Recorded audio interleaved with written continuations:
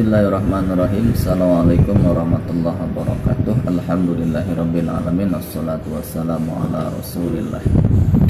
Teman-teman sekalian, dalam video kali ini saya akan membahas pertanyaan yang masuk melalui WA saya dari teman-teman yang sudah menonton video-video tutorial saya di dalam channel ini.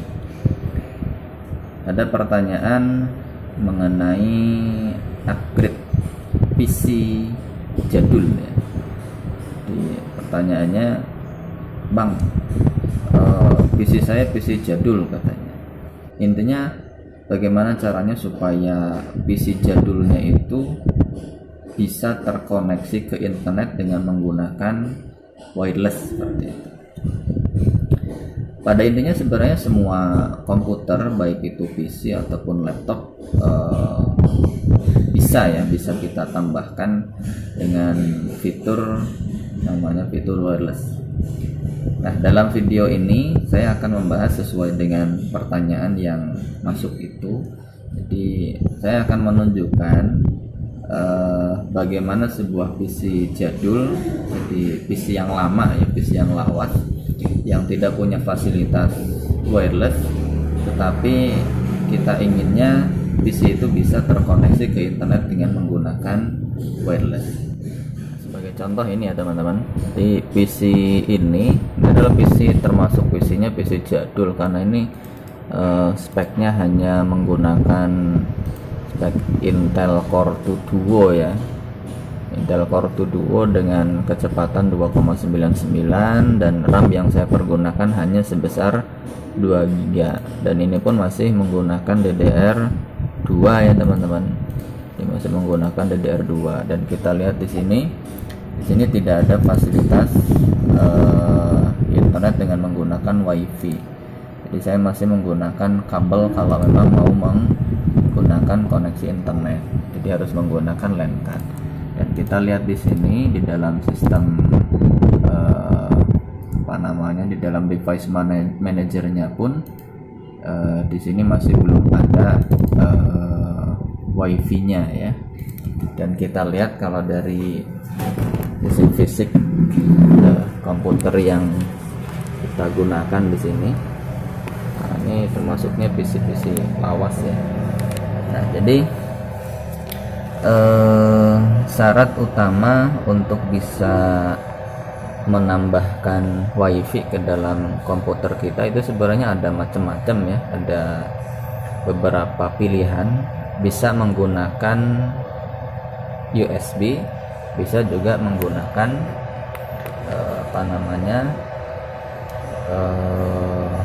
PCI di bagian sini, bisa juga dengan menggunakan yang ini, ada PCIe yang kecil ya, yang pendek.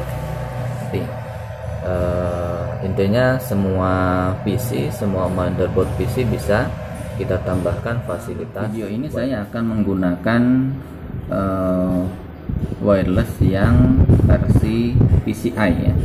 Yang menggunakan PCI di sini saya menggunakan TP-Link WN350 ini ya. WN350, dan speednya di sini 54 Mbps. Ini sudah cukup, sudah lumayan ya, cepat, dan termasuknya lumayan kuat untuk menangkap sinyal wireless yang ada ya. Kalau dari sisi harga sebenarnya antara yang menggunakan internal menggunakan PCI ataupun yang eksternal menggunakan USB tidak terlalu terpantau jauh ya. Cuman bagi saya pribadi, kalau dari sisi ketahanan dan sisi kekuatan akan lebih bagus yang menggunakan internal ya, menggunakan PCI ya. Oke, langsung saja kita praktikkan ya. Kita praktikkan bagaimana caranya untuk memasangkan ini, dan juga apakah fasilitas wireless ini bisa langsung kita pergunakan atau tidak. Cuman sebagai informasi bahwa begini, ketika kita pengen menggunakan pengen menambahkan fitur wireless, pastikan bahwa device yang kita beli support dengan sistem operasi yang akan kita pergunakan atau yang sedang kita pergunakan. Nah, karena saya di sini di komputer saya yang ini saya menggunakan Windows 7 dengan bitnya 32, jadi 32 bit, saya akan bisa secara mudah memasangkan ini ya. Jadi kebetulan saja TP-Link TL-WN350G ini support dengan Windows Studio 32 bit ataupun 64 bit. Rata-rata untuk Windows 7, Windows 8 ataupun Windows 10 untuk seri-seri driver chip seperti ini chipsetnya akan secara otomatis terdeteksi. Artinya kita kemungkinan nanti tidak perlu menginstalkan drivernya ya, tetapi dia langsung secara otomatis akan terdeteksi. Oke, kita langsung praktikkan. Tentu saja pastikan bahwa komputer kita dalam kondisi mati ya, dan juga kita upayakan bahwa kabel power kita copot. Kemudian kalau memang dirasa monitornya nyetrum, bocor, silahkan monitornya juga dilepaskan. Ini untuk mencegah jangan sampai nanti ketika kita pasang kita ada terkejut karena adanya strum ya. Jadi kita lepaskan dulu. Nah, kemudian kita lihat di bagian sini ya. Nah, karena saya menggunakan PCI, jadi akan saya gunakan PCI di sini. Pilihannya ada dua, apakah ada yang di atas ataukah yang di bawah yang mau kita pakai. Dan kita lihat di sini, kita pastikan bahwa ada ruang bagian belakang ya untuk melewatkan ininya, untuk melewatkan antenanya supaya bisa keluar ke belakang ya.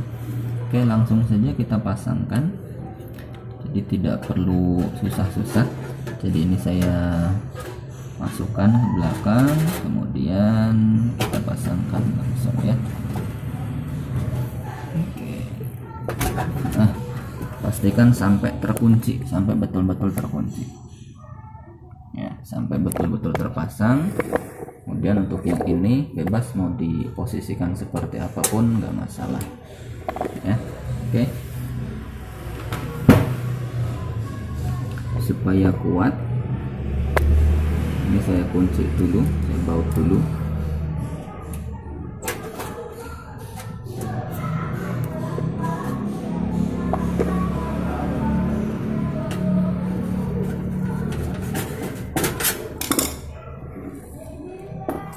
Jika sudah, kita pasangkan kembali monitornya, VGA nya.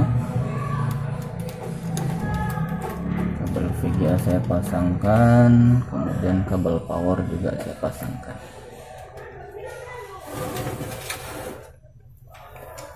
Sekarang coba kita tes, kita nyalakan dulu.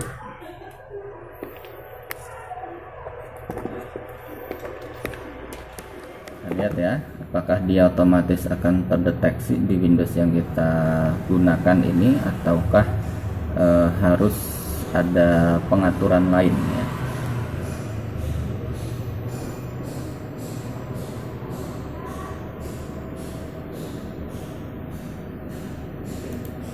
Oke, kita lihat di bagian pojok. Nah, ada indikator seperti ini, dia masih mubeng-mubeng, masih mendeteksi ya, masih mendeteksi adanya driver baru. Nah, kemudian kita lihat nah, kita lihat ini. Nah, ternyata drivernya sudah otomatis aktif. Kita cek. Nah, jadi wirelessnya sudah aktif di sini ya, sudah bisa kita pergunakan. Dan kita lihat di bagian device manager. Gelap ya.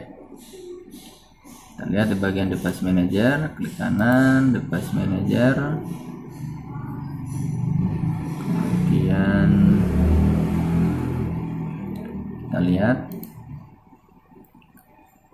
Nah, ini tidak ada tanda seru ataupun tanda peringatan ya. Kemudian kita pilih network adapter. Nah, kita lihat ada Qualcomm Atheros wireless network adapter ya.